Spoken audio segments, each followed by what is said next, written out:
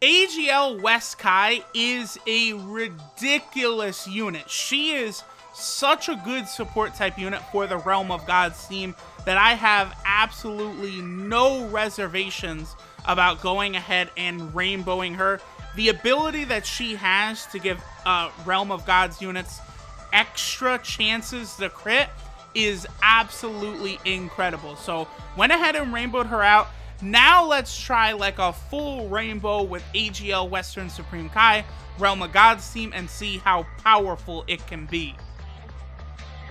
Alright, so now that we got the AGL West Kai rainbowed, I'll be very curious to see how much damage she herself will be able to put up. So I kind of want to get her on a rotation with God of Destruction Topo, and I don't really think the other unit will matter too much. But I'm curious if she could break a 1 million attack stat.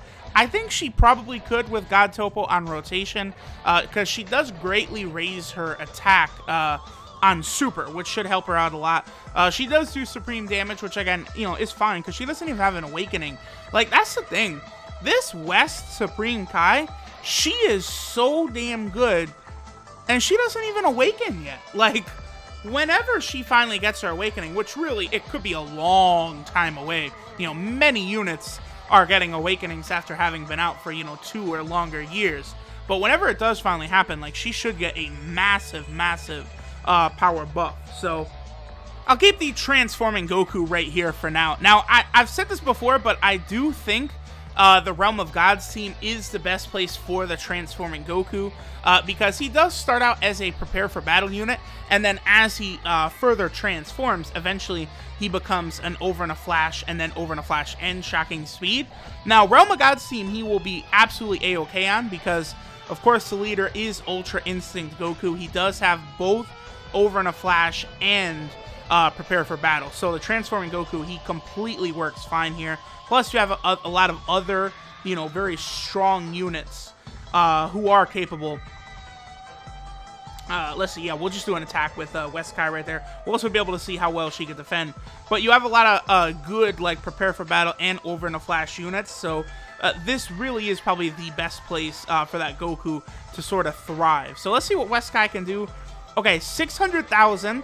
That is just her without God Topo on rotation. So next turn, we'll see what happens once actually God Topo comes around. Look at Ui Goku, 1.8. That is very good, because, again, Ui Goku will continue to raise his attack throughout the fight. And then finally, you know, once he transforms, he gets really strong. And then Tech Vegito Blue, like 1.2 right off the bat. That is very good. Like, Tech Vegito Blue is so scary on this team with that West Kai rolling around. Oh man, Tech Vegito will be able to put up some ridiculous, ridiculous numbers. Now, I want to keep this Transforming Goku right here, because, you know, when doing like showcases like this and stuff, like, I have a lot of fun when bringing, like, just trying to get these transforming units on here, and then sort of like testing them out in the various teams and stuff. Like, this sort of, the transformation mechanic, the way they have introduced it, you know, ever since the 3-year anniversary at LR, Gogeta, and Vegito, I do love it. It is very fun. The only unit where the transformation is sort of a negative at all is Turles. But, you know, all the rest of them, the transformations are beautiful. Turles is also the only one where the transformation is not permanent, too. Okay, so here's the rotation we were looking for. We've got Ui Goku, we got West Supreme Kai, and we have God Topo. Okay, so let's go ahead and see. Well, the first thing is I do want to get her a super attack. Yeah, if I do that, that should be able to get her a super attack right there. Boom. And then, sure, we'll get God Topo super attack. So what can our girl West Supreme Kai do? Sandwiched in a rotation with Ui Goku, God Topo, who of course gives a big 35% attack buff, and then herself, she gives, okay, so still under 800k, so really, you know, she's not going to be able to do any sort of damage whatsoever. You know, she's nice to have around, of course, to give the massive buffs, like, to our allies around, but she's not actually going to, you know, move the needle too much herself, like a lot of the other support type units. I gave her, I believe I focused on crits for her. I was thinking about giving her dodge, but I did, you know, decide to go with crits. I think I probably could have went with dodge with her. But it's just, for her, like, it's very unknown what she's gonna look like after, you know, she might awaken. You know, it's so long away, too. So, yeah, I gave her 15 crit and then 3 dodge. Okay, not so bad, not so bad. Okay, so, yeah, we'll keep the transforming Goku around. Looks like we're definitely gonna get to Super Saiyan God. Probably not blue, but we will get the Super Saiyan God. The Jiren boss fight's pretty tough. I do expect future, you know, boss fight with Jiren and Ui Goku. Like, basically, what I'm thinking is we will get, like, Dokkan Fest LRs of Mastered Ui Goku and then full-powered Jiren.